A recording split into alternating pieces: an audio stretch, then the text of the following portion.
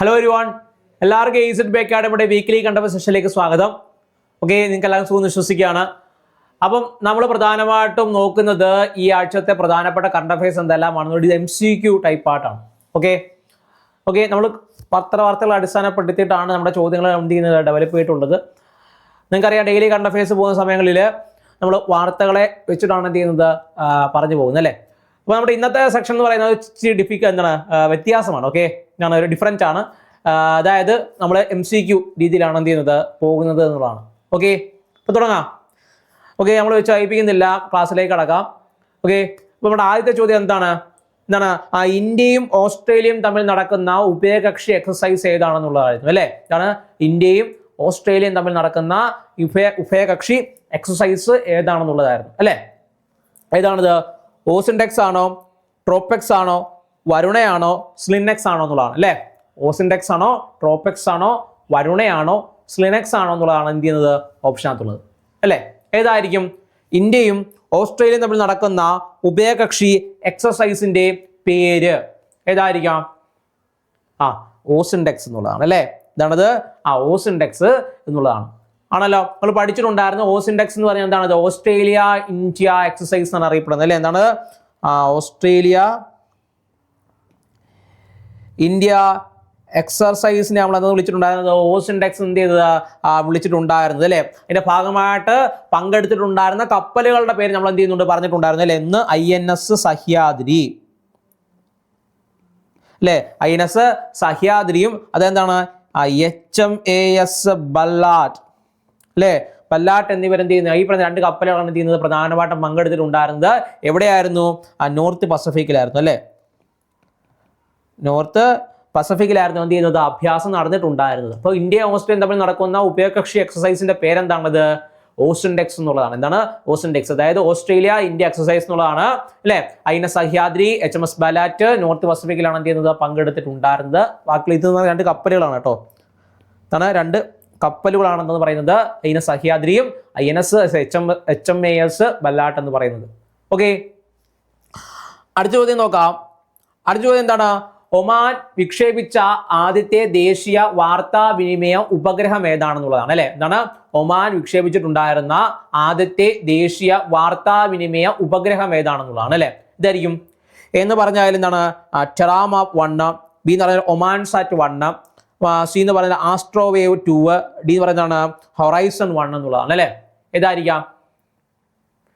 നമ്മുടെ ഈ പറയുന്ന ഓപ്ഷൻസിൽ തന്നെ നമുക്ക് എന്താണ് വ്യക്തമാണ്. ഏതായിരിക്കും അത്?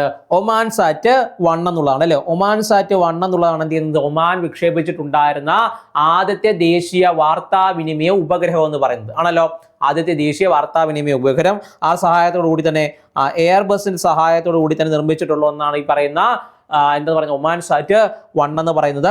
ഹൈ ഫ്രീക്വൻസി അതെന്ന് പറഞ്ഞിട്ടുണ്ടായിരുന്നു അല്ലേ. ഹൈ ഫ്രീക്വൻസി KA ബാൻഡ് സംവിധാനത്തിന്റെ സഹായത്തോടു കൂടി തന്നെ മിഡിൽ ഈസ്റ്റ് അല്ലെ, ഈസ്റ്റ് ആഫ്രിക്ക, അതേപോലെ എന്താണ് ഏഷ്യൻ കൺട്രീസിൽ പ്രധാനമായിട്ടും ഒമാൻ എന്നീ പ്രദേശങ്ങൾ എന്ത് ചെയ്യാൻ പറ്റും? ഈ പറയുന്ന നെറ്റ്വർക്ക് കണക്ടിവിറ്റിക്ക് എന്ത് ചെയ്യാൻ പറ്റും? സഹായകമാകുന്ന അല്ലെങ്കിൽ കമ്മ്യൂണിക്കേഷൻ എന്ത് ചെയ്യും സഹായകമാകുന്ന ഒരു സാറ്റലൈറ്റ് ആണെന്ന് പറയുന്നത് ഒമാൻ സാറ്റ് 1 എന്ന് പറയുന്നത് ആണല്ലോ. അപ്പം ഒമാൻ വിക്ഷേപിച്ചിട്ടുണ്ടായിരുന്ന ആദ്യത്തെ ദേശീയ വാർത്താവിനിമയ ഉപഗ്രഹം ഏതാണത്? ഒമാൻ സാറ്റ് 1 ആണ്. ഇതാണത് ഒമാൻ സാറ്റ് 1 ആണ്. എയർബസ് ആണ് എന്ത് ചെയ്യുന്നത് അതിന് ഇവർക്ക് വേണ്ടിയിട്ട് ഒമാന് വേണ്ടിയിട്ട് ഉപഗ്രഹം നിർമ്മിക്കുന്നത് എന്നുള്ളതാണ് അല്ലെ. ഒമാന് വേണ്ടിയിട്ട് ഉപഗ്രഹം നിർമ്മിക്കുന്ന ആരാണത്? ആരാണ്? എയർബസ് ആണ്. ഞാൻ പറഞ്ഞു ഹൈ ഫ്രീക്വൻസി KA ബാൻഡ് ആണ് ഉപയോഗിക്കുന്നത്. മിഡിൽ ഈസ്റ്റ്, ഈസ്റ്റ് ആഫ്രിക്ക, ഏഷ്യയുടെ കുറച്ച് ഭാഗങ്ങൾ, ഒമാൻ എന്നിവയിൽ എന്ത് ചെയ്യാൻ പറ്റും? കമ്മ്യൂണിക്കേഷൻ സാധ്യമാക്കാൻ വേണ്ടിയിട്ട് ഒമാൻ സാറ്റ് 1 സാധിക്കും എന്നുള്ളതാണ്. ഓക്കെ, സെറ്റ് അല്ലേ? സെറ്റാണല്ലോ. അപ്പോൾ ഒമാൻ വിക്ഷേപിച്ചിട്ടുണ്ടായിരുന്ന ആദ്യത്തെ ദേശീയ വാർത്താവിനിമയ ഉപഗ്രഹം ഏതാണത്? ഒമാൻ സാറ്റ് 1 ആണ്. ഓക്കെ, അടുത്ത ചോദ്യം നോക്കാം. അടുത്ത ചോദ്യം എന്താണ്? ഗ്ലോബൽ പീസ് ഓണർ പുരസ്കാരം നേടിയിട്ടുണ്ടായിരുന്നത് ആരാണെന്നുള്ളതായിരുന്നു അല്ലെ. ഗ്ലോബൽ പീസ് ഓണർ പുരസ്കാരം നേടിയിട്ടുണ്ടായിരുന്നത് ആരാണെന്നുള്ളതാണ്. ആരായിരിക്കും? അനു അഗർവാൾ ആണോ, കിരൺ മസൂംദാർ ഷാ ആണോ, സാവിത്രി ജിൻദാൽ ആണോ, നിത അംബാനി ആണോ എന്നുള്ളതാണ് അല്ലെ. ഗ്ലോബൽ പീസ് ഓണർ പുരസ്കാരം നേടിയിട്ടുണ്ടായിരുന്നത് ആരാണെന്നുള്ളതാണ് അല്ലെ. അനു അഗർവാൾ ആണോ, കിരൺ മസൂംദാർ ഷാ ആണോ, സാവിത്രി ജിൻദാൽ ആണോ, നിത അംബാനി ആണോ എന്നുള്ളതായിരുന്നു. എന്നാ ആരായിരുന്നു? നിത അംബാനിയാണ് അല്ലെ. ആരാണത്? നിത അംബാനിക്കാണ് എന്ത് ചെയ്യുന്നത് ഗ്ലോബൽ പീസ് ഓണർ പുരസ്കാരം എന്ത് ചെയ്യുന്നത് നേടിയിട്ടുണ്ടായിരുന്നത് അല്ലെ. ഈ വർഷത്തെ ഗ്ലോബൽ പീസ് ഓണർ പുരസ്കാരം നേടിയത് ആരാണിത്? നിത അംബാനിയാണ്. 26/11 മുംബൈ അറ്റാക്ക് നിങ്ങൾക്ക് അറിയാമായിരിക്കുമല്ലോ അല്ലെ. മുംബൈ അറ്റാക്കിന്റെ സ്മരണാർത്ഥം ഈ പറയുന്ന ഗേറ്റ് വേ ഓഫ് ഇന്ത്യയിൽ നടന്നിട്ടുണ്ടായ ചടങ്ങിലാണ് എന്ത് ചെയ്യുന്നത് നിത അംബാനിക്ക് എന്ത് നൽകിയിട്ടുണ്ടായിരുന്നത്? ഈ പറയുന്ന പുരസ്കാരം അവിടെ വെച്ചാണ് എന്ത് ചെയ്യുന്നത് നൽകിയിട്ട് ഉണ്ടായിരുന്നത്. മുംബൈയിൽ പ്രധാനമായിട്ട് വിദ്യാഭ്യാസം, ആരോഗ്യം, സാമൂഹ്യക്ഷേമ പ്രവർത്തനങ്ങൾ എന്ത് ചെയ്യുന്നത് സാമൂഹ്യക്ഷേമ പ്രവർത്തനങ്ങളിൽ അവർ നടത്തിയിട്ടുണ്ടായിരുന്ന കോൺട്രിബ്യൂഷൻസ് ആണ് എന്ത് നൽകിയിട്ടുള്ളത്? ഗ്ലോബൽ പീസ് ഓണർ പുരസ്കാരം ആർക്ക് നൽകിയത്? നിത അംബാനിക്ക് നൽകിയിട്ടുണ്ടായിരുന്നത് ആണല്ലോ. ഓക്കെ, നമ്മുടെ അംബാനിയുടെ ഭാര്യയാണ് ആര്? നിത അംബാനി അല്ലേ. അപ്പം ഗ്ലോബൽ പീസ് ഓണർ പുരസ്കാരം നേടിയിട്ടുണ്ടായിരുന്ന ആരാണത്? നിത അംബാനിയാണ്. നിങ്ങൾക്കറിയാലോ 26/11 മുംബൈ അറ്റാക്കിന്റെ സ്മരണാർത്ഥം ഗേറ്റ് വേ ഓഫ് ഇന്ത്യയിൽ നടന്നിട്ടുണ്ടായിരുന്ന ചടങ്ങിൽ വെച്ചാണ് എന്ത് ചെയ്യുന്നത് നിത അംബാനിക്ക് അവാർഡ് നൽകിയിട്ടുണ്ടായിരുന്നത്. ഓക്കെ, സെറ്റ് അല്ലേ? ഓക്കെ, അടുത്ത ചോദ്യം നോക്കാം. തുടർച്ചയായ 2ാം തവണയും വനിതാ കബഡി ലോകകപ്പ് സ്വന്തമാക്കിയത് ആരാണെന്നുള്ളതാണ് അല്ലെ. തുടർച്ചയായ 2ാം തവണയും വനിതാ കബഡി ലോകകപ്പ് സ്വന്തമാക്കിയിട്ടുണ്ടായിരുന്നത് ആരാണ് എന്നുള്ളതായിരുന്നു ആണല്ലോ. ഇന്ത്യയാണോ, ഇറാനാണോ, ജപ്പാനാണോ, ദക്ഷിണ കൊറിയ ആണോ എന്നുള്ളതാണ് അല്ലെ. ഇന്ത്യയാണോ, ഇറാനാണോ, ജപ്പാനാണോ, ദക്ഷിണ കൊറിയ ആണോ എന്നുള്ളതാണ് നമ്മുടെ ചോദ്യം എന്ന് പറയുന്നത്. അപ്പോൾ തുടർച്ചയായിട്ടുള്ള 2ാം തവണയും വനിതാ കബഡി ലോകകപ്പ് സ്വന്തമാക്കിയത് ആരായിരിക്കാം? ഇന്ത്യയാണോ, ഇറാനാണോ, ജപ്പാനാണോ, ദക്ഷിണ കൊറിയ ആണോ? ആരായിരിക്കാം? നമ്മുടെ ഇന്ത്യയാണ് അല്ലേ. നമ്മുടെ ഇന്ത്യയാണ് എന്ത് ചെയ്യുന്നത് തുടർച്ചയായിട്ടുള്ള 2ാം തവണയും വനിതാ കബഡി ലോകകപ്പ് എന്ത് ചെയ്യുന്നത് സ്വന്തമാക്കിയിട്ടുണ്ടായിരുന്നത് എന്നുള്ളതാണ് അല്ലെ. എവിടെ വെച്ചായിരുന്നു നടന്നിട്ടുണ്ടായിരുന്നത്? എവിടെ വെച്ചായിരുന്നു? ധാക്കയിലാണ്. ധാക്ക എന്ന് പറഞ്ഞാൽ എവിടെയാണത്? ബംഗ്ലാദേശിലാണ് അല്ലേ. ബംഗ്ലാദേശിലാണ് എന്ത് ചെയ്യുന്നത് മത്സരം നടന്നിട്ടുണ്ടായിരുന്നത്. ബംഗ്ലാദേശിലെ ധാക്കയിൽ വെച്ച് നടന്നിട്ടുണ്ടായിരുന്ന മത്സരത്തിൽ ചൈനീസ് തായ്പേ എന്താണ് ചൈനീസ് തായ്പേയെ തോൽപ്പിച്ചുകൊണ്ട് ഇന്ത്യ എന്ത് നേടി? ലോകകപ്പ് സ്വന്തമാക്കി എന്നുള്ളതാണ്. അപ്പോൾ തുടർച്ചയായിട്ടുള്ള 2ാം തവണയും വനിതാ കബഡി ലോകകപ്പ് സ്വന്തമാക്കിയത് ഇന്ത്യയാണ് ആണല്ലോ. ഓക്കെ, അതേപോലെ തന്നെ ടൂർണമെന്റ് നടന്നിട്ടുണ്ടായിരുന്നത് ധാക്ക ബംഗ്ലാദേശിലാണ്. ചൈനീസ് തായ്പേയെ തോൽപ്പിച്ചുകൊണ്ടാണ് ഇന്ത്യൻ ടീം എന്ത് ചെയ്യുന്നത് വിജയം കരസ്ഥമാക്കിയത് എന്നുള്ളതാണ്. ഓക്കെ, പുറത്തിരിക്കുക ഇന്ത്യയാണ്. ഓക്കെ, തുടർച്ചയായിട്ടുള്ള 2ാം തവണയും വനിതാ കബഡി ലോകകപ്പ് സ്വന്തമാക്കിയത് ഇന്ത്യയാണ് ആണല്ലോ. അടുത്ത ചോദ്യം നോക്കാം. 2025 നവംബറിൽ ദേശീയ വനിതാ കമ്മീഷൻ ആരംഭിച്ച 24/7 പ്രവർത്തിക്കുന്ന ഹെൽപ്പ് ലൈൻ നമ്പർ ഏതാണെന്നുള്ളതാണ് അല്ലെ. 2025 നവംബറിൽ ദേശീയ വനിതാ കമ്മീഷൻ ആരംഭിച്ച 24/7 പ്രവർത്തിക്കുന്ന ഹെൽപ്പ് ലൈൻ നമ്പർ ഏതാണ് എന്നുള്ളതാണ് അല്ലെ. 2025 നവംബറിൽ ദേശീയ വനിതാ കമ്മീഷൻ ആരംഭിച്ച 24/7 പ്രവർത്തിക്കുന്ന ഹെൽപ്പ് ലൈൻ നമ്പർ ഏതാണെന്നുള്ളതാണ്. ഏതാണിത്? 1490 ആണ്. ഓക്കെ, ബാക്കിയൊന്നും നോക്കല്ലേ. ഇതല്ല. ഏതാണിത്? 1490 ആണ് അല്ലേ. ഓക്കെ, സെറ്റ് അല്ലേ. ഓക്കെ, 1490 ആണ് അല്ലേ. ഓക്കെ, അടുത്ത ചോദ്യം നോക്കിയാലോ. എന്താണത്? ഇന്ത്യൻ നാവികസേനയ്ക്ക് വേണ്ടിയിട്ട് യുദ്ധക്കപ്പൽ രൂപകൽപ്പന ചെയ്ത ഇന്ത്യയിലെ ആദ്യത്തെ സ്വകാര്യ സ്ഥാപനം ഏതാണെന്നുള്ളതാണ് അല്ലെ. ഇന്ത്യൻ നാവികസേനയ്ക്ക് വേണ്ടിയിട്ട് യുദ്ധക്കപ്പൽ രൂപകൽപ്പന ചെയ്ത ഇന്ത്യയിലെ ആദ്യത്തെ സ്വകാര്യ സ്ഥാപനം ഏതാണ് എന്നുള്ളതാണ് അല്ലെ. ഏതാണത്? ഇതാണ് അഡിയോ ഫോഴ്സ് ടെക്നോളജീസ് ആണോ അല്ലെ. അടുത്താണ് smart engineering and design solutions ആണോ, ഓഷ്യൻ റോബോട്ടിക്സ് പ്രൈവറ്റ് ലിമിറ്റഡ് ആണോ, ഇന്ത്യൻ ഓഷ്യൻ ടെക് ആണോ എന്നുള്ളതാണ് അല്ലെ. അപ്പൊ ഇന്ത്യൻ നാവികസേനയ്ക്ക് വേണ്ടിയിട്ട് യുദ്ധക്കപ്പൽ രൂപകൽപ്പന ചെയ്തിട്ടുണ്ടായിരുന്ന ഇന്ത്യയിലെ ആദ്യത്തെ സ്വകാര്യ സ്ഥാപനം ഏതാകാം? സെറ്റ്സ അല്ലെ. ഏതാണത്? സെറ്റ്സ് ആണ്, അല്ലെങ്കിൽ smart engineering and design solutions ആണ് അല്ലെ. Smart engineering and design solutions ആണ് എന്ത് ചെയ്യുന്നത് ഈ പറയുന്ന ഇന്ത്യൻ നാവികസേനയ്ക്ക് വേണ്ടിയിട്ട് എന്ത് ചെയ്യുന്നത് കപ്പലുകൾ നിർമ്മിച്ചിട്ടുണ്ടായിരുന്നു. എവിടെ? കൊച്ചിൻ ഷിപ്പ്യാർഡ് അല്ലേ. കൊച്ചിൻ ഷിപ്പ്യാർഡിലാണ് എന്ത് ചെയ്യുന്നത് ഈ പറയുന്ന കപ്പൽ എന്ത് ചെയ്യുന്നത് നിർമ്മിച്ചിട്ട് ഉണ്ടായിരുന്നത് എന്നുള്ളതാണ് ആണല്ലോ. ഓക്കെ, സെറ്റ്സ് ആണ്. അതേപോലെ തന്നെ കപ്പലിന്റെ പേര് INS മാഹി എന്നുള്ളതാണ്. എന്താണ് INS മാഹി? നമ്മുടെ മാഹി അല്ലേ, കേന്ദ്രഭരണ പ്രദേശമാണ്. ആ മാഹിയുടെ പേരാണ് എന്ത് ചെയ്യുന്നത് ഈ പറയുന്ന കപ്പലിന് ഇട്ടിട്ടുള്ളത് എന്നുള്ളതാണ്. ഓക്കെ, അപ്പൊ സ്മാർട്ട് എഞ്ചിനീയറിംഗ് ആൻഡ് ഡിസൈൻ സൊല്യൂഷൻസിന്റെ നേതൃത്വത്തിൽ അല്ലെ അവരാണ് എന്ത് നിർമ്മിച്ചിട്ടുള്ളത്? INS മാഹി നിർമ്മിച്ചിട്ടുണ്ടായിരുന്നത് കൊച്ചിൻ ഷിപ്പ്യാർഡിലാണ് നിർമ്മിച്ചിട്ടുണ്ടായിരുന്നത്. കമ്മീഷൻ ചെയ്ത് എവിടെയാണത്? മുംബൈ ഡോക്കിലാണ്. ഓക്കെ, മുംബൈ ഡോക്കിലാണ് അദ്ദേഹം കമ്മീഷൻ ചെയ്തിട്ടുണ്ടായിരുന്നത്. ഓക്കെ, ഇപ്പൊ ഇന്ത്യൻ നാവികസേനയ്ക്ക് വേണ്ടിയിട്ട് യുദ്ധക്കപ്പൽ രൂപകൽപ്പന ചെയ്ത ഇന്ത്യയിലെ ആദ്യത്തെ സ്വകാര്യ സ്ഥാപനം ഏതാണത്? സെറ്റ്സ് ആണ്. സെറ്റ്സ് എന്ന് വെച്ചാൽ എന്താണ്? Smart engineering and design solutions എന്നുള്ളതാണ് അല്ലെ. Smart engineering and designs solutions എന്നുള്ളതാണ് സെറ്റ്സ് എന്ന് പറയുന്നത്. ഓക്കെ അല്ലേ? ഇപ്പൊ നിർമ്മിച്ചത് കൊച്ചിൻ ഷിപ്പ്യാർഡിൽ INS മാഹി എന്നുള്ളതാണ് പേര്. മുംബൈ ഡോക്യാർഡിൽ എന്ത് ചെയ്തു? അത് കമ്മീഷൻ ചെയ്തു എന്നുള്ളതാണ്. ഓക്കെ, ഇത്രയും കാര്യങ്ങൾ എന്ത് ചെയ്യുക? ഓർത്തിരിക്കുക. അടുത്ത ചോദ്യത്തിലോട്ട് പോവാം. അടുത്ത ചോദ്യം, ഇന്ത്യൻ സിനിമയിലെ ഈമാൻ എന്ന് വിശേഷിപ്പിക്കപ്പെടുന്ന അടുത്തിടെ അന്തരിച്ച പ്രശസ്ത ബോളിവുഡ് താരം ആരാണെന്നുള്ളതാണ്. ഇതാണ് ഇന്ത്യൻ സിനിമയിലെ ഹീമാൻ എന്ന് വിശേഷിപ്പിക്കപ്പെടുന്ന ഈ അടുത്തിടെ അന്തരിച്ചിട്ടുണ്ടായിരുന്ന പ്രശസ്ത ബോളിവുഡ് താരം ആരാണെന്നുള്ളതാണ് അല്ലെ. ആരാണത്?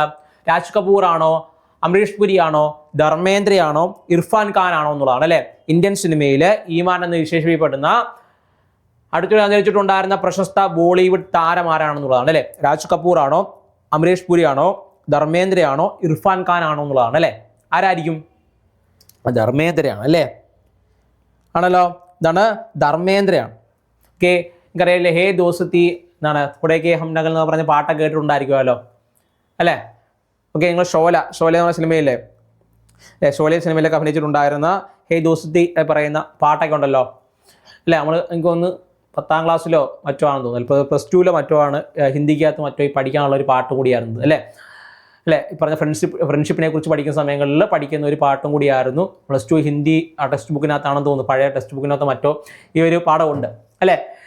അപ്പോൾ അത്തരത്തിൽ ഇന്ത്യൻ സിനിമയിലെ ഹീമാൻ എന്ന് വിശേഷിപ്പിക്കപ്പെടുന്ന അടുത്തിടെ അന്തരിച്ച പ്രശസ്ത ബോളിവുഡ് താരമാരാണത്? ധർമ്മേന്ദ്രയാണ്. ഷോലെ സിനിമയ്ക്കകത്ത് അഭിനയിച്ചിട്ടുണ്ടായിരുന്ന ധർമ്മേന്ദ്ര. ഓക്കെ, സെറ്റല്ലേ. അടുത്ത് നോക്കിയേ, 2025 നവംബർ 24 നാവികസേന കമ്മീഷൻ ചെയ്തിട്ടുണ്ടായിരുന്ന കൊച്ചിൻ ഷിപ്പ്യാർഡ് നിർമ്മിച്ച അന്തർവാഹിനികളെ നേരിടാൻ ശേഷിയുള്ള പുതിയ കപ്പൽ ഏതാണെന്നുള്ളതാണ് അല്ലേ. 2025 നവംബർ 24 നാവികസേന കമ്മീഷൻ ചെയ്ത കൊച്ചിൻ ഷിപ്പ്യാർഡിൽ നിർമ്മിച്ച അന്തർവാഹിനികളെ നേരിടാൻ ശക്തിയുള്ള അല്ലെങ്കിൽ ശേഷിയുള്ള പുതിയ കപ്പൽ ഏതാണെന്നുള്ളതാണ് അല്ലേ. ഇതാണ് പുതിയ കപ്പൽ. ഏതായിരിക്കാം? INS ഉദയഗിരി ആണോ, INS മാഹി ആണോ, INS ഹിമഗിരി ആണോ, INS ആന്ത്രോത്ത് ആണോ എന്നുള്ളതാണ്. ഇതാണ് ആന്റി സബ്മറൈൻ ഷിപ്പ് അല്ലേ. നമ്മളിപ്പോൾ പഠിച്ചതേ ഉള്ളൂ അല്ലേ. ആന്റി സബ്മറൈൻ ഷിപ്പ് ഏതാണത്? INS മാഹിയാണ് അല്ലേ. ഇത്രയും ഡീറ്റെയിൽ കിട്ടുമ്പോൾ തന്നെ നമുക്കറിയാം ഏതായിരിക്കും അത്? INS മാഹിയാണ്. ഇതാണത് INS മാഹിയാണ്. സെറ്റല്ലേ. INS മാഹിയാണ് എന്ത് ചെയ്യുന്നത്? 2025 നവംബറിൽ നാവികസേന കമ്മീഷൻ ചെയ്തിട്ടുണ്ടായിരുന്ന കൊച്ചിൻ ഷിപ്പ്യാർഡിൽ നിർമ്മിച്ച അന്തർവാഹിനികളെ നേരിടാൻ ശേഷിയുള്ള പുതിയ കപ്പൽ എന്ന് പറയുന്നത് എന്താണത്? INS മാഹിയാണ്.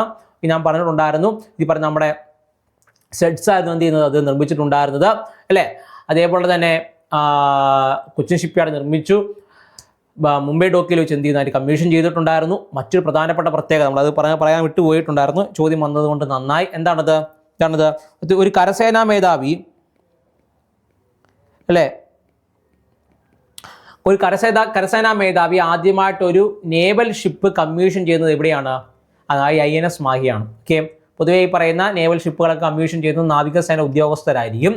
ആദ്യമായിട്ട് ഒരു കരസേനാ മേധാവി ഒരു നാവികസേന ഷിപ്പിനെ കമ്മീഷൻ ചെയ്യുക എന്നുള്ള പ്രധാനപ്പെട്ട ചരിത്ര നിമിഷം സാക്ഷി വഹിച്ച് ചെയ്താണ് കപ്പലാണത് ഈ പറഞ്ഞ INS മാഹി എന്ന് പറയുന്നത്. ആരാണ് കമ്മീഷൻ ചെയ്ത കരസേനാ മേധാവി എന്ന് വെച്ചാൽ ഉപേന്ദ്ര ദ്വിവേദിയാണ് അല്ലേ. ഉപേന്ദ്ര ദ്വിവേദിയാണ് എന്ത് ചെയ്യുന്നത്? കമ്മീഷൻ ചെയ്തിട്ടുണ്ടായിരുന്നു എന്നുള്ളതാണ്. അതേപോലെ തന്നെ ചിഹ്നം അല്ലേ, ചിഹ്നം എന്താണത്? ഉറുമിയാണ് അല്ലേ. കേരളത്തിൽ പൊതുവെ ഉപയോഗിച്ചു പോരുന്ന ആയോധനകളിൽ ഉപയോഗിക്കുന്ന ഉറുമി, ഈ പറയുന്ന കടലിൽ നിന്നും ഉറുമി ഉയർന്നു വരുന്ന ഒരു ചിത്രമാണ് എന്ത് ചെയ്യുന്നത്? അതിൻ്റെ ചിഹ്നമായിട്ട് എന്ത് ചെയ്യുന്നത്? അവർ നൽകിയിട്ടുള്ളത് സിമ്പൽ. ഓക്കെ, മനസ്സിലാകുന്നുണ്ടോ? ഉറുമിയാണ് എന്ത് ചെയ്യുന്നത് നൽകിയിട്ടുള്ളത്. അതേപോലെ തന്നെ ഓർക്കുക, ഇന്ത്യൻ നേവിയുടെ മോട്ടോ എന്ന് പറയുന്നതാണ് ഷോനോ വരുണ എന്നുള്ളതാണ്. ഷോനോ വരുണ, അതായത് ഈ പറയുന്ന സമുദ്രദേവനായിട്ടുള്ള വരുണൻ രക്ഷിക്കട്ടെ എന്നുള്ള അർത്ഥം വരുന്നത് ഷോനോ വരുണ എന്ന് പറയുന്ന ഒരു മോട്ടോമാണ് ആർക്കുള്ളത്? ഇന്ത്യൻ നേവിക്കുള്ളത്. ഓക്കെ, അടുത്ത് നോക്കിയേ, ഇന്ത്യയിലെ ആദ്യത്തെ ഡ്രോൺ സിറ്റി പദ്ധതി നിലവിൽ വരുന്നത് എവിടെയാണെന്നുള്ളതാണ് അല്ലേ. ഇന്ത്യയിലെ ആദ്യത്തെ ഡ്രോൺ സിറ്റി പദ്ധതി നിലവിൽ വരുന്നത് എവിടെയാണെന്നുള്ളതാണ് അല്ലേ. കർണൂൽ ആന്ധ്രാപ്രദേശ് ആണോ, താരാമണി ചെന്നൈ ആണോ, ഹിജ്വാഡി പൂനെ ആണോ, ഗുരുഗ്രാം ആണോ എന്നുള്ളതാണ് അല്ലേ. ഏതായിരിക്കാം? നമ്മൾ ക്ലാസ്സുകളിൽ ഡിസ്കസ് ചെയ്ത കാര്യം കൂടിയാണ് അല്ലേ? ഏതാണത്? കർണൂലാണ് അല്ലേ? കർണൂലാണ്. ആന്ധ്രാപ്രദേശിലെ കർണൂലാണ് എന്ത് വരുന്നത്? ഇന്ത്യയിലെ തന്നെ ആദ്യത്തെ ഡ്രോൺ സിറ്റി പദ്ധതി എന്ത് ചെയ്യുന്നത്? നിലവിൽ വരുന്നത് അല്ലേ? ഇപ്പൊ ഇന്ത്യയിലെ തന്നെ ആദ്യത്തെ ഡ്രോൺ സിറ്റി പദ്ധതി നിലവിൽ വരുന്നത് എവിടെയാണത്? കർണൂലിലാണ്, ആന്ധ്രാപ്രദേശിലാണ്. ആന്ധ്രാപ്രദേശിലെ കർണൂലാണ് എന്ത് ചെയ്യുന്നത്? ഇന്ത്യയിലെ തന്നെ ആദ്യത്തെ ഡ്രോൺ സിറ്റി പദ്ധതി എന്ത് ചെയ്യുന്നത്? നിലവിൽ വരുന്നത് എന്നുള്ളതാണ്. ഇന്ത്യയിൽ തന്നെ ആദ്യത്തെ ഡ്രോൺ സിറ്റി പദ്ധതി നിലവിൽ വരുന്നത് എവിടെയാണത്? കർണൂലാണ്, ആന്ധ്രാപ്രദേശിലാണ് അല്ലേ? ആന്ധ്രാപ്രദേശിലെ കർണൂലാണ്. ഓക്കെ, പ്രധാനമായിട്ടും എന്താണ് ഡിഫൻസ് അതേപോലെ തന്നെയുള്ള മേഖലകളിലേക്കാണ് ആദ്യമായിട്ട് ഈ പറയുന്ന പ്രൊഡക്ഷൻ ഒക്കെ എന്ത് ചെയ്യാൻ നടക്കുക എന്നുള്ളതാണ്. ഓക്കെ, ഇപ്പൊ ഇന്ത്യയിൽ ആദ്യത്തെ ഡ്രോൺ സിറ്റി പദ്ധതി നിലവിൽ വരുന്നത് എവിടെയാണത്? കർണൂലിലാണ്, ആന്ധ്രാപ്രദേശിലാണ്. ഓക്കെ, കർണൂൽ, ആന്ധ്രാപ്രദേശ് മറക്കരുത്. ഓക്കെ, അടുത്ത് നോക്കാം. 2026 ജനുവരിയിൽ അന്താരാഷ്ട്ര ടൂറിസം കോൺക്ലേവിന് വേദിയാകുന്നത് എവിടെയാണെന്നുള്ളതാണ് അല്ലെ? 2026 ജനുവരിയിൽ അന്താരാഷ്ട്ര ടൂറിസം കോൺക്ലേവിന് വേദിയാകുന്നത് എവിടെയാണെന്നുള്ളതാണ്. എവിടെയാണ്? നിലമ്പൂരാണോ, നെല്ലിയാമ്പതിയാണോ, അഗസ്ത്യമലയാണോ, താമരശ്ശേരിയാണോ എന്നുള്ളതാണ് അല്ലേ? ഇതാണ് 2026 ജനുവരിയിൽ അന്താരാഷ്ട്ര ടൂറിസം കോൺക്ലേവിന് വേദിയാകുന്നത് എവിടെയാണെന്നുള്ളതാണ് അല്ലെ? നിലമ്പൂരാണോ, നെല്ലിയാമ്പതിയാണോ, അഗസ്ത്യമലയാണോ, താമരശ്ശേരിയാണോ എന്നുള്ളതാണ് ചോദ്യം. ഏതാണ്? നമ്മുടെ നിലമ്പൂരാണല്ലേ? ഇതാണത്. നിലമ്പൂരിലാണ് എന്ത് ചെയ്യുന്നത്? 2026 ജനുവരിയിൽ അന്താരാഷ്ട്ര ടൂറിസം കോൺക്ലേവിന് എന്ത് ചെയ്യുന്നത്? വേദിയാകുന്നത് എന്നുള്ളതാണ്. ഓക്കെ, നിലമ്പൂരാണ്. നിങ്ങൾക്കറിയാം രാജ്യത്തെ തന്നെ ആദ്യത്തെ അല്ലെ, ലോകത്തിൽ തന്നെ രാജ്യത്തെ അല്ല ലോകത്തിലെ തന്നെ ആദ്യത്തെ തേക്ക് മ്യൂസിയം അല്ലെ? തേക്ക് മ്യൂസിയം നിലവിൽ വന്ന എവിടെയാണത്? നിലമ്പൂരാണ്. അതേപോലെ തന്നെ നിലമ്പൂർ തേക്കിനാണ് എന്ത് ലഭിച്ചിട്ടുള്ളത്? GI ടാഗ് അല്ലേ? GI ടാഗ് ലഭിച്ചിട്ട് ഒരു കാര്യം കൂടിയാണ് ഈ പറഞ്ഞ നിലമ്പൂർ തേക്ക് എന്ന് പറയുന്നത്.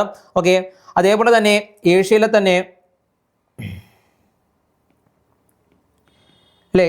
തന്നെ ഏക അവശേഷിക്കുന്ന അവശേഷിപ്പിക്കുന്ന പറഞ്ഞ ഗുഹാമനുഷ്യരുണ്ടല്ലോ അല്ലേ? ഗുഹാമനുഷ്യരുള്ള സ്ഥലവും കൂടിയാണ് ഈ പറയുന്ന നിലമ്പൂർ എന്ന് പറയുന്നത് ആണല്ലോ അല്ലേ? ഓക്കെ, അപ്പൊ അങ്ങനെ പ്രത്യേകത കൂടി ഉണ്ട്. എവിടെയുണ്ട്? ആ സ്ഥലത്തിന് ഉണ്ടെന്നുള്ളതാണ്. അവരുടെ പേരെന്താണത്? ചോല നായ്ക്കർ എന്നുള്ളതാണ് അല്ലേ? ചോല നായ്ക്കർ എന്നാണ് എന്ത് ചെയ്യുന്നത്? അവരെ വിളിക്കപ്പെടുന്നത്. ഓക്കെ, അപ്പൊ ഇത്രയും കാര്യങ്ങൾ, ഇത്രയും സ്പെഷ്യാലിറ്റി ഉള്ള നിലമ്പൂരിനെ എന്തുകൊണ്ടാണ് തിരഞ്ഞെടുത്തത് എന്നുള്ള കാര്യം മനസ്സിലായി കാണുമല്ലോ അല്ലെ? ഇപ്പൊ 2026 ജനുവരിയിൽ അന്താരാഷ്ട്ര ടൂറിസം കോൺക്ലേവിന് വേദിയാകുന്നത് എവിടെയാണത്?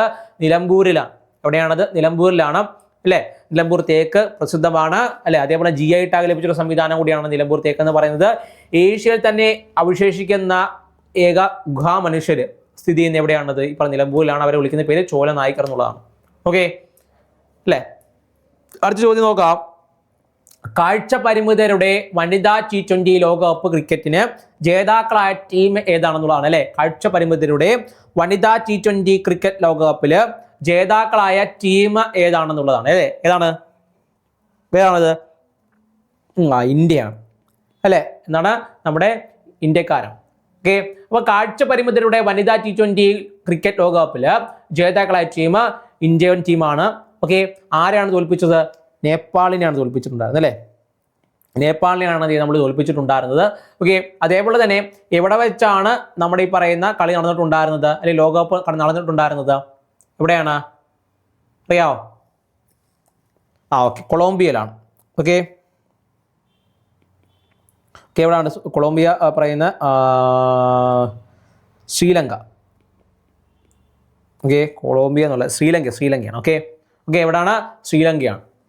ഓക്കെ, ശ്രീലങ്കയെന്ന് ഓർത്തിരുന്നാൽ മതി.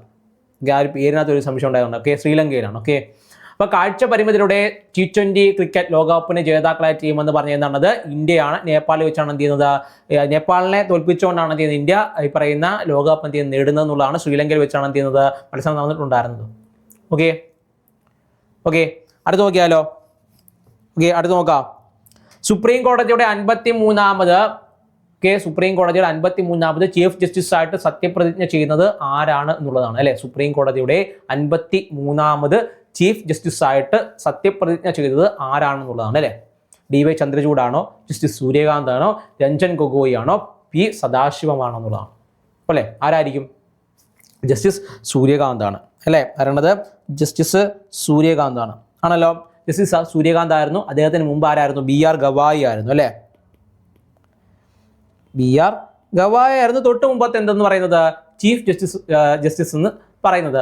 അതേപോലെ തന്നെ സൂര്യകാന്തിന് മറ്റു പ്രത്യേകതയും കൂടി ഉണ്ട്. എന്താണത്?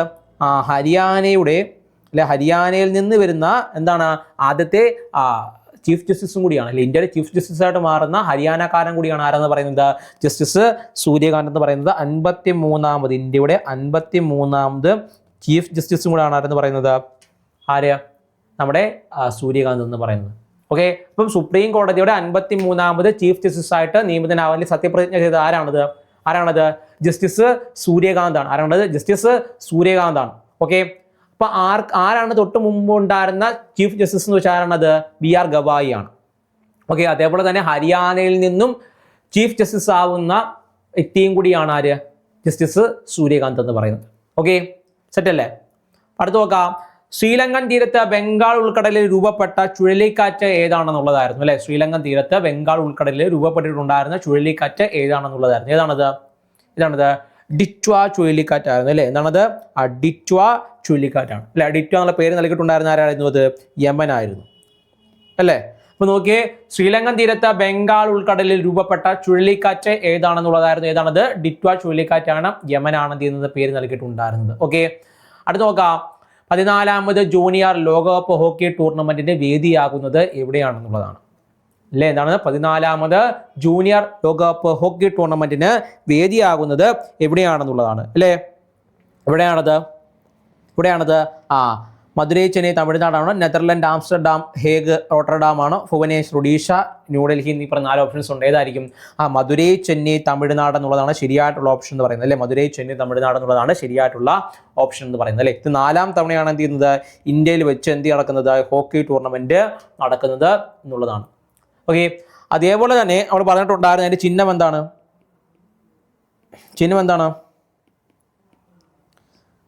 കങ്കിയോൺ എന്നറിയപ്പെടുന്ന ഒരു കാളയാണെന്ന് പറഞ്ഞ അതിന്റെ ചിഹ്നം എന്ന് പറയും. കങ്കിയോൺ എന്നറിയപ്പെടുന്ന കാളയാണ് അതിന്റെ ചിഹ്നം എന്ന് അറിയപ്പെടുന്നത്. ഓക്കെ, അപ്പോൾ 14ാമത് ജൂനിയർ ലോകകപ്പ് ഹോക്കി ടൂർണമെന്റിന്റെ വേദിയാകുന്നത് എവിടെയാണത്? മധുരൈ, ചെന്നൈ. എവിടെയാണ്? തമിഴ്നാടാണ്. ഇത് 4ാം തവണയാണ് ഇന്ത്യയിൽ വെച്ച് നടക്കുന്നത് പറഞ്ഞ ലോകകപ്പ് ഹോക്കി ടൂർണമെന്റ് നടക്കുന്നത് എന്നുള്ളതാണ്. സെറ്റ് അല്ലേ? ഓക്കെ, ഓർത്തിരിക്കുക. അടുത്ത ചോദ്യം നോക്കാം. അടുത്തെന്താണ്? ഇന്റർനെറ്റ് ബാങ്കിങ് ഇടപാടുകൾ ലളിതവും വേഗത്തിലുമാക്കാൻ NBBL പുതുതായിട്ട് അവതരിപ്പിച്ച പ്ലാറ്റ്ഫോം ഏതാണെന്നുള്ളതാണ് അല്ലെ. ഇന്റർനെറ്റ് ബാങ്കിങ് ഇടപാടുകൾ ലളിതവും വേഗത്തിലുമാക്കാൻ എന്താണ് ഈ പറയുന്ന NBBL, അതായത് ഈ പറയുന്ന NBBL പുതുതായിട്ട് അവതരിപ്പിച്ച എന്താണ് പ്ലാറ്റ്ഫോം ഏതാണെന്നുള്ളതാണ്. ഓക്കെ, ബാങ്കിങ് പ്ലാറ്റ്ഫോം ഏതാണെന്നുള്ളതാണ്. ഇതാണത് UPI കണക്റ്റ് ആണോ? ബാങ്കിങ് കണക്റ്റ് ആണോ? ഭാരത് ബാങ്കിങ് ആണോ? ഡിജിപേ ആണോ? ഏതാണത്? ഇതാണത് ബാങ്കിങ് കണക്റ്റ് എന്നുള്ളതാണ് അല്ലേ. എന്താണത്? ബാങ്കിങ് കണക്റ്റ് എന്നുള്ളതാണ് എന്ന് പറയുന്നത് അതിന്റെ ഉത്തരം എന്ന് പറയുന്നത്. അപ്പോൾ ഇന്റർനെറ്റ് ബാങ്കിങ് ഇടപാടുകൾ ലളിതവും വേഗത്തിലുമാക്കാൻ NBBL പുതുതായിട്ട് അവതരിപ്പിച്ചിട്ടുണ്ടായിരുന്ന അവതരിപ്പിച്ച പ്ലാറ്റ്ഫോം ഏതാണെന്നുള്ളതാണ് അല്ലേ. ഇതാണത് ബാങ്കിങ് കണക്റ്റ് എന്നുള്ളതാണ്. ഓക്കെ, അപ്പോൾ എന്തിന്റെ ഭാഗമായിട്ടാണെന്ന് വെച്ചാൽ NPCIയുടെ ഭാഗമായിട്ടാണ് എന്ത് നിർമ്മിച്ചിട്ടുണ്ടായിരുന്നത്? NBBL എന്ത് പുറത്തിറക്കിയിട്ടുള്ളത്? ഈ പറയുന്ന ബാങ്കിങ് കണക്റ്റ് പുറത്തിറക്കിയിട്ടുള്ളത്. ഓക്കെ, NPCI എന്ന് വെച്ചാൽ national payment corporation of India ആണ്. പേയ്മെന്റ് കോർപ്പറേഷൻ ഓഫ് ഇന്ത്യ ആണ്. ഓക്കെ, അവരുടെ കീഴിൽ ഇത്തരത്തിൽ ഭാരത് ബിൽ പേ, അതായത് NPCIയുടെ ഭാരത് ബിൽ പേ പുറത്തിറക്കിയിട്ടുള്ള ഒരു പേയ്മെന്റ് സംവിധാനമായിരുന്നു ബാങ്കിങ് കണക്റ്റ് എന്ന് പറയുന്നത്. ഇതുവഴി 6ഓളം ബാങ്കുകൾ എന്ത് ചെയ്യുന്നുണ്ട് ഇപ്പം തന്നെ ഇതിൻ്റെ ഭാഗമായിട്ടുണ്ടെന്നുള്ളതാണ്. ഇതിൻ്റെ പ്രത്യേകത എന്താണ്? ഈ പറയുന്ന വലിയ തോതിലുള്ള ഇടപാടുകൾ ഇപ്പം നമ്മുടെ കൂട്ട് 10, 100, 1000 അല്ല, ലക്ഷങ്ങളും കോടികളും വരുന്ന ബിസിനസ് ഇടപാടുകളൊക്കെ ഉള്ളല്ലോ. അപ്പോൾ അതിനൊക്കെ നടത്താൻ വേണ്ടിയിട്ട് ഈ പറഞ്ഞ UPIക്ക് എന്താണ് ഒരു ചെറിയൊരു ലിമിറ്റേഷൻ ഉണ്ട്. ആ ലിമിറ്റേഷൻസ് മറികടക്കാൻ പറ്റുന്ന ഒരു സംവിധാനമാണെന്ന് പറയുന്ന പ്ലാറ്റ്ഫോമാണ് ഈ പറയുന്ന ബാങ്കിങ് കണക്റ്റ് എന്ന് പറയുന്നത്. അപ്പോൾ ഇന്റർനെറ്റ് ബാങ്കിങ് ഇടപാടുകൾ ലളിതവും വേഗത്തിലുമാക്കാൻ NBBL പുതുതായിട്ട് പുറത്തിറക്കിയിട്ടുണ്ടായിരുന്ന പ്ലാറ്റ്ഫോം ഏതാണെന്ന് ചോദിച്ചാൽ ഏതാണത്? ബാങ്കിങ് കണക്റ്റ് എന്നുള്ളതാണ്. NPCIയുടെ നേതൃത്വത്തിൽ NBBL പുറത്തിറക്കിയിട്ടുണ്ടായിരുന്ന സംവിധാനമാണ് ഈ പറയുന്ന ബാങ്കിങ് കണക്റ്റ് എന്ന് പറയുന്നത്. NPCI എന്ന് പറഞ്ഞാൽ national payment corporation of India ആണ്. NBBL എന്ന് പറഞ്ഞാൽ NPCI ഭാരത് ബിൽ പേ എന്നുള്ളതാണ്. ഓക്കെ, തെറ്റല്ലേ? 6ഓളം ബാങ്കുകൾ ഉപയോഗിക്കുന്നുണ്ട്. ഞാൻ പറഞ്ഞു ഉപയോഗിക്കുന്നത് എന്തിനാന്ന് ചോദിച്ചു കഴിഞ്ഞാൽ വലിയ തോതിലുള്ള ഇടപാടുകൾക്ക് കൈകാര്യം ചെയ്യാൻ വേണ്ടിയിട്ടാണ്. ഓക്കെ, സെറ്റല്ലേ? അടുത്ത ചോദ്യം നോക്കാം. 2025 നവംബറിൽ ബംഗാൾ ഉൾക്കടലിൽ രൂപപ്പെട്ട ചുഴലിക്കാറ്റ് ഏതാണെന്നുള്ളതായിരുന്നു അല്ലെ. 2025 നവംബറിൽ ബംഗാൾ ഉൾക്കടലിൽ രൂപപ്പെട്ട ചുഴലിക്കാറ്റ് ഏതാണെന്നുള്ളതായിരുന്നു. ഏതാണ്? ഗജയാണോ, സെന്യാറാണോ, ഫുവനയാണോ, ഫ്രെഡി എന്നുള്ളതാണ് അല്ലെ. ഗജയാണോ, സെന്യാറാണോ, ഫുവനയാണോ, ഫ്രെഡി എന്നുള്ളതായിരുന്നു. ഏതായിരിക്കും? സെന്യാൻ എന്നുള്ളതാണ് അല്ലേ. എന്താണത്? സെന്യാൻ എന്നുള്ളതാണ് ശരിയായിട്ടുള്ള ഉത്തരം അല്ലെ. അപ്പൊ 2025 നവംബറിൽ ബംഗാൾ ഉൾക്കടലിൽ രൂപപ്പെട്ട ചുഴലിക്കാറ്റ് ഏതാണത്? സെന്യാർ എന്നറിയപ്പെടുന്ന ചുഴലിക്കാറ്റാണ് അല്ലെ. പേര് നൽകിയിട്ടുണ്ടായിരുന്ന UAE ആണ്. UAE ഭാഷയിൽ സെന്യാർ എന്ന് വെച്ചാൽ എന്താണത്? ലയൺ എന്നാണ് അർത്ഥം അല്ലെ. ലയൺ അല്ലെങ്കിൽ സിംഹം എന്നാണ് അതിന്റെ അർത്ഥമെന്ന് പറയുന്നത്. അപ്പൊ 2025 നവംബറിൽ ബംഗാൾ ഉൾക്കടലിൽ രൂപപ്പെട്ട ചുഴലിക്കാറ്റ് ഏതാണത്? സെന്യാർ എന്നറിയപ്പെടുന്ന ചുഴലിക്കാറ്റാണ്. UAE ആണ് നാമകരണം ചെയ്യപ്പെട്ടിട്ടുണ്ടായിരുന്നത് അല്ലെങ്കിൽ നാമകരണം ചെയ്തത്. ലയൺ അല്ലെങ്കിൽ സിംഹം എന്നുള്ളതാണ് അതിന്റെ അർത്ഥം എന്ന് പറയുന്നത്. ഓക്കെ. അപ്പൊ 2025 നവംബറിൽ ബംഗാൾ ഉൾക്കടലിൽ രൂപപ്പെട്ട ചുഴലിക്കാറ്റ് ഏതാണത്? സെന്യാർ എന്ന് പറയുന്ന ചുഴലിക്കാറ്റാണ്. ഓക്കെ. അപ്പൊ അടുത്ത് നോക്കാം. നോയിഡ ആസ്ഥാനമാക്കി പ്രവർത്തിക്കുന്ന ഇൻലാൻഡ് വാട്ടർവേസ് അതോറിറ്റി ഓഫ് ഇന്ത്യയുടെ പുതിയ ചെയർമാനായിട്ട് നിയമിതനായത് ആരാണ് എന്നുള്ളതാണ് അല്ലെ. നോയിഡ ആസ്ഥാനമാക്കി പ്രവർത്തിക്കുന്ന ഇൻലാൻഡ് വാട്ടർവേസ് അതോറിറ്റി ഓഫ് ഇന്ത്യയുടെ പുതിയ ചെയർമാനായിട്ട് നിയമിതനായത് ആരാണെന്നുള്ളതാണ് അല്ലെ. അമിത് അഗർവാൾ ആണോ, സുനിൽ പലിവാൾ ആണോ, വിക്രം ദേവ് ദത്ത് ആണോ, രാജീവ് കുമാർ ആണോ എന്നുള്ളതാണ് അല്ലെ. അപ്പൊ നോയിഡ ആസ്ഥാനമാക്കി പ്രവർത്തിക്കുന്ന ഇൻലാൻഡ് വാട്ടർവേസ് അതോറിറ്റി ഓഫ് ഇന്ത്യയുടെ പുതിയ ചെയർമാനായിട്ട് നിയമിതനായത് ആരാണത്? സുനിൽ പലിവാൾ ആണ് അല്ലെ. സുനിൽ പലിവാൾ ആണ്. അദ്ദേഹമാണ് എന്ത് ചെയ്യുന്നത്? നോയിഡ ആസ്ഥാനമാക്കി പ്രവർത്തിക്കുന്ന ഇൻലാൻഡ് വാട്ടർവേസ് അതോറിറ്റി ഓഫ് ഇന്ത്യയുടെ പുതിയ ചെയർമാനായിട്ടാണ് എന്ത് ചെയ്യുന്നത്? നിയമിതനായത് എന്നുള്ളതാണ്. ഇന്ത്യൻ വാട്ടർവേസ് ബന്ധപ്പെട്ടുള്ള ഡെവലപ്മെന്റ് മറ്റു കാര്യങ്ങളൊക്കെ നടത്തുന്നത് ആരാണത്? IWAI ആണ്. ഓക്കെ. ഇൻലാൻഡ് വാട്ടർവേയായിട്ട് ബന്ധപ്പെട്ടുള്ള കാര്യങ്ങൾക്ക് നടത്തുന്ന ആരാണത്? IWAI ആണ്. നാഷണൽ വാട്ടർവേസ് ഒക്കെ ഉണ്ടല്ലോ അല്ലെ. നാഷണൽ വാട്ടർവേസുമായിട്ട് ബന്ധപ്പെട്ട കാര്യങ്ങളും ചുമതലപ്പെട്ടിട്ടുള്ള ആർക്കാണ്? IWAI-യിലാണ്. ഓക്കെ. അപ്പൊ അതിന്റെ ചെയർമാനായിട്ട് നിയമിതനായത് ആരാണത്? സുനിൽ പലിവാളാണ്. ഓക്കെ. ആരാണത്? സുനിൽ പലിവാളാണ്. അടുത്ത ചോദ്യം നോക്കാം. അരുണാചൽ പ്രദേശിൽ നിന്നുള്ള ഏത് പരമ്പരാഗത വാളിനാണ് ജിയോഗ്രഫിക്കൽ ഇൻഡിക്കേഷൻ അല്ലെങ്കിൽ GI ടാഗ് ലഭിച്ചത് എന്നുള്ളതാണ് അല്ലെ. അരുണാചൽ പ്രദേശിൽ നിന്നുള്ള ഏത് പരമ്പരാഗത വാളിനാണ് ജിയോഗ്രാഫിക്കൽ ഇൻഡിക്കേഷൻ ടാഗ് എന്നറിയപ്പെടുന്ന GI ടാഗ് ലഭിച്ചത് എന്നുള്ളതാണ്. ഏതാണ്? Kamthi rice, ധാവോ, Wanchoo wooden craft, ആദി കേക്കർ ജിഞ്ചർ എന്നുള്ളതാണ്. ഓക്കെ. അപ്പൊ അരുണാചൽ പ്രദേശിൽ നിന്നുള്ള ഏത് പരമ്പരാഗത വാളിനാണ്, ഓക്കെ, ഏതിനാണെന്നുള്ള ചോദിച്ചിരിക്കുന്നത് ഏത് പരമ്പരാഗത വാളിനാണ് ജിയോഗ്രാഫിക്കൽ ഇൻഡിക്കേഷൻ ലഭിച്ചതെന്നുള്ളതാണ്, GI ടാഗ് ലഭിച്ചതെന്നുള്ളതാണ്. ഏതാണ്? ധാവോ എന്നറിയപ്പെടുന്ന വാളിനാണ്. ഓക്കെ. ധാവോ എന്നറിയപ്പെടുന്ന ഒരു തരം വാൾ, ട്രഡീഷണൽ ആയിട്ടുള്ള ഒരു വാളിനാണെന്ന് പറയും ധാവോ എന്നറിയപ്പെടുന്നത്. അതിനാണ് അരുണാചൽ പ്രദേശിൽ നിന്നുള്ള പരമ്പരാഗത വാളായിട്ടുള്ള ധാവോയ്ക്കാണ് ലഭിച്ചത് GI ടാഗ് ലഭിച്ചിട്ടുണ്ടായിരുന്നത്. ഓക്കെ. ബാക്കിയുള്ള ഈ പറയുന്ന GI ടാഗ് ലഭിച്ചിട്ടുണ്ട്. പക്ഷെ അവർ അതൊന്നും എന്തല്ല, വാള് അല്ല എന്നുള്ളതാണ്. കാംതി റൈസ് ഒരു തരം സ്റ്റിക്കി റൈസ് ആണ് കാംതി റൈസ് എന്ന് പറയുന്നത്. ഓക്കെ. അപ്പൊ അതിനൊക്കെ എന്ത് ചെയ്യുന്നുണ്ട്? GI ടാഗ് ലഭിച്ചിട്ടുള്ള സാധനങ്ങൾ തന്നെയാണ്. പക്ഷെ അതെന്തല്ല, അതൊന്നും വാളല്ല അല്ലെ. അതൊന്നും എന്തില്ല, അത് ഒരു വാളല്ലാത്തത് കൊണ്ട് എന്ത് ചെയ്യുന്നില്ല, അത് എന്ത് ചെയ്യാൻ പറ്റില്ല, നമുക്ക് ഉത്തരത്തിനകത്ത് ഉൾപ്പെടുത്താൻ വേണ്ടി സാധിക്കില്ല. ഓക്കെ. അപ്പൊ അരുണാചൽ പ്രദേശിൽ നിന്നുള്ള ഏത് പരമ്പരാഗത വാളിനാണ് ജിയോഗ്രഫിക്കൽ ഇൻഡിക്കേഷൻ ടാഗ് ലഭിച്ചെന്ന് ചോദിച്ചാൽ ഏതിനാണത്? ധാവോ എന്ന് പറയുന്ന വാളിനാണ്. ഓക്കെ. തെറ്റിക്കല്ലേ? അടുത്ത് നോക്കിയാലോ. നാഷണൽ ലീഗൽ സർവീസ് അതോറിറ്റിയുടെ എക്സിക്യൂട്ടീവ് ചെയർമാനായിട്ട് അല്ലെ പറയുന്ന നാഷണൽ ലീഗൽ സർവീസ് അതോറിറ്റിയുടെ എക്സിക്യൂട്ടീവ് ചെയർമാനായിട്ടാണ് ചെയ്യുന്നത് നിയമിതനായിട്ടുണ്ടായിരുന്നത് ആരാണെന്നുള്ളതാണ് അല്ലെ. ആരാണ്? സന്തോഷ് കാന്ത് ആണോ, ജസ്റ്റിസ് വിക്രംകാന്ത് ആണോ, വിക്രമദാസ് ആണോ, BR ഗവായി ആണെന്നുള്ളതാണ് അല്ലെ. നാഷണൽ ലീഗൽ സർവീസ് അതോറിറ്റിയുടെ എക്സിക്യൂട്ടീവ് ചെയർമാനായിട്ട് നിയമിതനായിട്ടുണ്ടായിരുന്നത് ആരാണെന്നുള്ളതാണ് അല്ലെ. സന്തോഷ് കാന്ത് ആണോ, പറയുന്ന ജസ്റ്റിസ് വിക്രംനാഥ് ആണോ അല്ലെ, ആരാണ്? BR ഗവായി ആണെന്നുള്ളതാണ് അല്ലെ. ഓക്കെ. ഏതാണ്? ജസ്റ്റിസ് വിക്രംനാഥ് ആണ് അല്ലെ. ആരാണത്? ജസ്റ്റിസ് വിക്രംനാഥ് ആണ് അല്ലെ. ആണല്ലോ, ജസ്റ്റിസ് വിക്രംനാഥ് ആണ്. ഓക്കെ. അദ്ദേഹത്തിന് ആരാണ് നിയമിച്ചിട്ടുണ്ടായിരുന്നത്? പ്രസിഡന്റ് ആണ് അല്ലെ. പ്രസിഡന്റ് ആണ് എന്ത് ചെയ്യുന്നത്? അദ്ദേഹത്തിനെ നിയമിച്ചിട്ട് ഉണ്ടായിരുന്നത് എന്നുള്ളതാണ്. തൊട്ടു മുമ്പ് ആരായിരുന്നു അത്? ആ സ്ഥാനം എന്ത് ചെയ്യുന്നത് ആ ഒരു പൊസിഷൻ നിലനിർത്തി പോയിക്കൊണ്ടിരുന്ന ആരാണ്? അത് ഈ പറയുന്ന സൂര്യകാന്ത് ആയിരുന്നു അല്ലേ. ഓക്കെ. ജസ്റ്റിസ് സൂര്യകാന്ത് ആയിരുന്നു തൊട്ട് മുമ്പ് എന്ത് ചെയ്യുന്നത് ആ സ്ഥാനം വഹിച്ചിട്ടുണ്ടായിരുന്നത്. അതിനുശേഷം ആരാണ് പറയുന്നത്? ജസ്റ്റിസ് വിക്രംനാഥ് ആണ് ഇപ്പം എന്ത് ചെയ്യുന്നത് നിയമിതനായിട്ടുണ്ടായിരുന്നത്. നിയമിച്ചത് ആരാണത്? പ്രസിഡന്റ് ആണ് എന്ത് ചെയ്യുന്നത് നിയമിച്ചിട്ടുണ്ടായിരുന്നത് എന്നുള്ളതാണ്. ഓക്കെ. സെറ്റല്ലേ. അതേപോലെ തന്നെ ഇതേ സമയത്ത് തന്നെ നടന്നിട്ടുണ്ടായിരുന്നത് SCLS കമ്മിറ്റിയുടെ ചെയർമാനായിട്ട് നിയമിതനായിട്ടുണ്ടായിരുന്ന ആരാണ്? കമ്മിറ്റിയുടെ ചെയർമാൻ ഈ സമയത്താണ് നിയമിച്ചിട്ടുണ്ടായിരുന്നത്. SCLS എന്ന് പറഞ്ഞാൽ supreme court legal service committee എന്നുള്ളതാണ്. Supreme court legal service committee എന്നുള്ളതാണ് SCLS എന്നറിയപ്പെടുന്നത്. ആ കമ്മിറ്റിയുടെ ചെയർമാനായിട്ട് നിയമിതനായത് ആരാണത്? ജിതേന്ദ്ര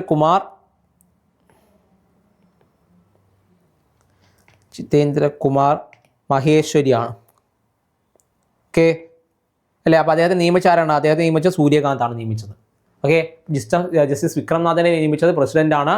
ഈ പറയുന്ന ജിതേന്ദ്ര കുമാർ മഹേശ്വരി നിയമിച്ചിട്ടുണ്ടായിരുന്ന ആരാണത്? സൂര്യകാന്തുമാണ്.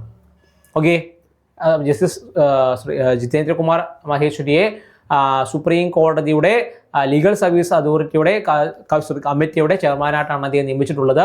ജസ്റ്റിസ് വിക്രംനാഥ് എന്ന് പറഞ്ഞാൽ നാഷണൽ ലീഗൽ സർവീസ് അതോറിറ്റിയുടെ എക്സിക്യൂട്ടീവ് ചെയർമാനായിട്ടാണ് നിയമിച്ചിട്ടുള്ളത് എന്നുള്ളതാണ്. അപ്പോൾ അത് തിരിഞ്ഞു പോകരുത്. ഓക്കെ, അടുത്ത് നോക്കാം. 2030 കോമൺവെൽത്ത് ഗെയിംസിന് ആതിഥേയ നഗരമായിട്ട് ഔദ്യോഗികമായിട്ട് സ്ഥിരീകരിച്ചിട്ടുണ്ടായിരുന്ന സ്ഥലം ഏതാണെന്നുള്ളതാണ് അല്ലേ. 2030 കോമൺവെൽത്ത് ഗെയിംസിന്റെ ആതിഥേയ നഗരമായിട്ട് ഔദ്യോഗികമായിട്ട് സ്ഥിരീകരിച്ച സ്ഥലം ഏതാണെന്നുള്ളതാണ് അല്ലേ. ബംഗളൂരു ആണോ, അഹമ്മദാബാദ് ആണോ, റാഞ്ചി ആണോ, ജലന്ധർ ആണോ എന്നുള്ളതാണ് അല്ലേ. ബംഗളൂരു ആണോ, അഹമ്മദാബാദ് ആണോ, റാഞ്ചി ആണോ, ജലന്ധർ ആണോ എന്നുള്ളതാണ്. ഏതായിരിക്കാം? അഹമ്മദാബാദ് ആണ് അല്ലേ. എന്താണത്?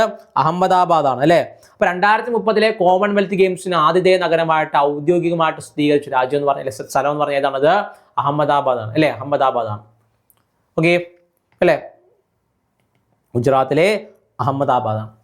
ഓക്കെ, അഹമ്മദാബാദ് ആണ്. അലഹാബാദ് ആണ് പഠിച്ചോക്കെ അല്ലേ. അഹമ്മദാബാദ് ആണ്. അലഹാബാദ് UP യിലാണ്, അഹമ്മദാബാദ് ഗുജറാത്തിലുമാണ്. ഓക്കെ, ഈ അടുത്തിടെ തിരിഞ്ഞു പോകുന്ന ആളുകളെ കണ്ടിട്ടുണ്ട്, അതുകൊണ്ടാണ് പറഞ്ഞത് അഹമ്മദാബാദ് ആണ്, അലഹാബാദ് അല്ല.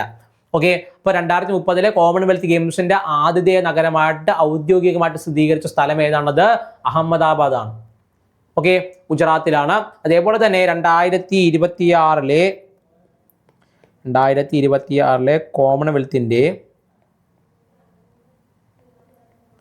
കോമൺവെൽത്തിന്റെ വേദി ഏതാണ് അല്ലെ, വെന്യൂ ഏതാണത്?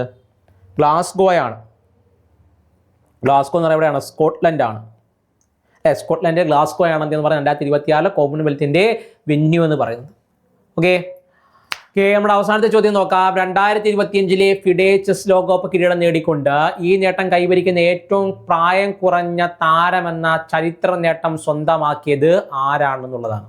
2025 ഫിഡെ ചെസ് ലോകകപ്പ് കിരീടം നേടിക്കൊണ്ട് ഈ നേട്ടം കൈവരിക്കുന്ന ഏറ്റവും പ്രായം കുറഞ്ഞ താരമെന്ന ചരിത്ര നേട്ടം സ്വന്തമാക്കിയത് ആരാണെന്നുള്ളതാണ് അല്ലേ. ശ്രീഹരി LR ആണോ, ജാവേകർ സുന്ദരോവ് ആണോ, BV വിജേഷ് ആണോ, ദിവ്യ ദേശ്മുഖ് ആണോ എന്നുള്ളതാണ്. ഓക്കെ, ഇതിന്റെ ഉത്തരം നിങ്ങൾ കമന്റ് ചെയ്യേണ്ടതാണ്. ഓക്കെ, ഇതിന്റെ ഉത്തരം നിങ്ങൾ കമന്റ് ചെയ്യേണ്ടത് നമ്മുടെ പ്രീവിയസ് ഇയർ നമ്മുടെ കറണ്ട് അഫയേഴ്സ് സെഷനകത്ത് നമ്മൾ കറക്റ്റായിട്ട് ഇതിന്റെ ഉത്തരങ്ങൾ പറഞ്ഞിട്ടുണ്ടായിരുന്നു. ഓക്കെ, അപ്പോൾ ഇതിന്റെ ഉത്തരം നിങ്ങൾ എന്താണ് കമന്റ് ചെയ്യണം. ഓക്കെ, 2025 ഫിഡെ ചെസ് ലോകകപ്പ് കിരീടം നേടിക്കൊണ്ട് ഈ നേട്ടം കൈവരിക്കുന്ന ഏറ്റവും പ്രായം കുറഞ്ഞ താരമെന്ന് ചരിത്ര നേട്ടം സ്വന്തമാക്കിയത് ആരാണെന്നുള്ളതാണ് ചോദ്യം. ഓക്കെ, അതിന്റെ ഉത്തരം എന്താണെന്ന് വെച്ചാൽ നിങ്ങൾ എന്ത് ചെയ്യുക, താഴെ കമന്റ് ചെയ്യാൻ വേണ്ടി ശ്രമിക്കുക. ഓക്കെ, ആ പേരിനകത്ത് തന്നെ പെട്ടെന്ന് നിങ്ങൾക്ക് എന്ത് ചെയ്യാൻ പറ്റും, കണ്ടുപിടിക്കാൻ വേണ്ടി പറ്റുമോ എന്നുള്ളതാണ് അല്ലേ. ഓക്കെ, സെറ്റല്ലേ. ഓക്കെ, പുള്ളിയെ പെട്ടെന്ന് എന്ത് ചെയ്യാം, കണ്ടുപിടിക്കാൻ വേണ്ടി പറ്റുമല്ലേ. ഉസ്ബെക്കിസ്ഥാൻകാരനാണ്. ഓക്കെ, സെറ്റാണല്ലോ. അപ്പം ഇത്രയാണ് നമ്മുടെ വീക്ക്ലി കറണ്ട് അഫയേഴ്സ് എന്ന് പറയുന്നത്. അതേപോലെ നിങ്ങൾക്ക് അറിയായിരിക്കും university assistant, company board assistant, excise inspector, sub inspector, SP, CID പോലത്തെ എക്സാമിനേഷൻസ് ഒക്കെ നോട്ടിഫിക്കേഷനൊക്കെ വന്നിട്ടുണ്ടായിരുന്നു അല്ലേ. ഇപ്പം നിങ്ങളെല്ലാവരും തന്നെ പഠനമൊക്കെ തുടങ്ങിയിട്ടുള്ളവരായിരിക്കാം. ഓക്കെ, പത്രത്തിൽ അടിപ്പറഞ്ഞ ഡിഗ്രി ലെവൽ എക്സാമിനേഷൻസ്ക്ക് വേണ്ടിയിട്ട് പഠിക്കുന്നവരാണ് നിങ്ങൾ, അല്ലെങ്കിൽ തയ്യാറെടുക്കുന്നവരാണ് നിങ്ങൾ, അല്ലെങ്കിൽ നിങ്ങളുടെ സുഹൃത്തുക്കൾ ആരെങ്കിലും ഉണ്ടെങ്കിൽ നമ്മുടെ ASLB അക്കാഡമി ഈ പറയുന്ന കോഴ്സുകൾക്കെല്ലാം നമ്മൾ എന്ത് ചെയ്യുന്നുണ്ട്, പുതിയൊരു ബാച്ച് നമ്മൾ ആരംഭിച്ചിട്ടുണ്ട്. ഓക്കെ, അതായത് നിങ്ങൾ ഈ പറയുന്ന എക്സൈസ് ഇൻസ്പെക്ടറിനോ, സബ് ഇൻസ്പെക്ടറിനോ, SBCID ഒക്കെ വേണ്ടിയിട്ട് എന്ത് ചെയ്യേണ്ട, ഓരോ കോഴ്സ് എടുത്ത് പഠിക്കേണ്ട ആവശ്യമില്ല. നിങ്ങൾക്ക് എന്ത് ചെയ്യാം, ഈ പറഞ്ഞ ഒറ്റ കോഴ്സ് നിങ്ങൾ എന്ത് ചെയ്യാൻ മതി, എടുത്തു കഴിഞ്ഞാൽ ഈ പറഞ്ഞ എല്ലാ പരീക്ഷകൾക്കും വേണ്ടി എന്ത് ചെയ്യാൻ പറ്റും, പഠിക്കാൻ വേണ്ടി സാധിക്കും എന്നുള്ളതാണ്. ഈ പറഞ്ഞ കോഴ്സിലേക്ക് ജോയിൻ ചെയ്യാൻ താല്പര്യമുള്ളവരാണ് നിങ്ങളെങ്കിൽ ASLB അക്കാഡമിയുടെ ആപ്പ് പ്ലേ സ്റ്റോറിൽ ആപ്പ് സ്റ്റോർ അവൈലബിൾ ആണ്. എന്ത് ചെയ്യാം, ആപ്പ് ഡൗൺലോഡ് ചെയ്തതിനു ശേഷം കോഴ്സ് പർച്ചേസ് ചെയ്യാം. അതല്ല ആപ്പായിട്ട് ബന്ധപ്പെട്ട കോഴ്സുമായിട്ട് ബന്ധപ്പെട്ട് സംശയം ഉണ്ടായാലും താഴെ കാണുന്ന നമ്പർ ഉണ്ടല്ലോ, നമ്പറിൽ വിളിച്ച് കോൺടാക്ട് ചെയ്താൽ മതി. ഓക്കെ, അതേപോലെ തന്നെ പുതിയ അപ്ഡേറ്റുകൾ, നോട്ടിഫിക്കേഷൻ സമയങ്ങൾ അറിയാൻ താല്പര്യമുള്ളവരാണ് നിങ്ങളെങ്കിൽ ഓക്കെ, നമ്മൾ തൊട്ട് താഴെയായിട്ട് ടെലിഗ്രാം ഗ്രൂപ്പിലെ ലിങ്ക് താഴെ കൊടുത്തിട്ട് നിങ്ങൾക്ക് എന്ത് ചെയ്യാം, അവിടെ ജോയിൻ ചെയ്യാൻ സാധിക്കുന്നതാണ്. അതേപോലെ തന്നെ എന്തെങ്കിലും ഡൗട്ടോ സജഷൻ എന്തെങ്കിലും ഉണ്ടെങ്കിൽ ഓക്കെ, നിങ്ങൾക്ക് നമ്മളോട്ട് പങ്കുവയ്ക്കാൻ സാധിക്കുന്നതാണ്. തൊട്ട് താഴെ ഗൂഗിൾ ഫോമിൽ ലിങ്കും താഴെ കൊടുത്തിട്ടുണ്ട്. എന്ത് ചെയ്യാം, ഡൗട്ടും സജഷനൊക്കെ അവിടെ രേഖപ്പെടുത്താവുന്നതാണ്. ഓക്കെ, അപ്പോൾ നിങ്ങൾക്ക് എല്ലാവർക്കും നമ്മുടെ ഈ പറഞ്ഞ വീക്കിലി കറണ്ട് അഫയർ സെഷൻ മനസ്സിലായിട്ടുണ്ടെന്ന് വിശ്വസിക്കുകയാണ്. നമ്മളൊരു MCQ വഴിയാണ് എന്ത് ചെയ്യുന്നത് ഇതെല്ലാം ഡിസ്കസ് ചെയ്ത് പോയിട്ടുണ്ടായിരുന്നത്. ഓക്കെ, അപ്പോൾ നിങ്ങൾ എന്ത് ചെയ്യുക, പഠിച്ചാലൊക്കെ ഒന്ന് റിവൈസ് ചെയ്തെടുത്ത് നിങ്ങൾക്ക് എന്ത് ചെയ്യാൻ പറ്റും, പോകാൻ വേണ്ടി സാധിക്കും എന്നുള്ളതാണ്. ഓക്കെ, അപ്പോൾ നമ്മൾ മറക്കണ്ട, ചോദ്യങ്ങൾക്കെല്ലാം എന്ത് ചെയ്യണം, ഉത്തരം താഴെ കമൻറ്റായിട്ട് ഇടാൻ വേണ്ടി ശ്രമിക്കുക. ഓക്കെ, അപ്പോൾ കോഴ്സിൽ ജോയിൻ ചെയ്യാൻ താല്പര്യമുള്ളവർ ഇപ്പോൾ തന്നെ എന്ത് ചെയ്യുക, നമ്പറിൽ വിളിച്ച് കോൺടാക്ട് ചെയ്യാൻ വേണ്ടി ശ്രമിക്കുക. അപ്പോൾ താങ്ക് യു. ഓക്കെ, നല്ല റിസൾട്ട് ആശംസിക്കുകയാണ്. അപ്പോൾ ബൈ.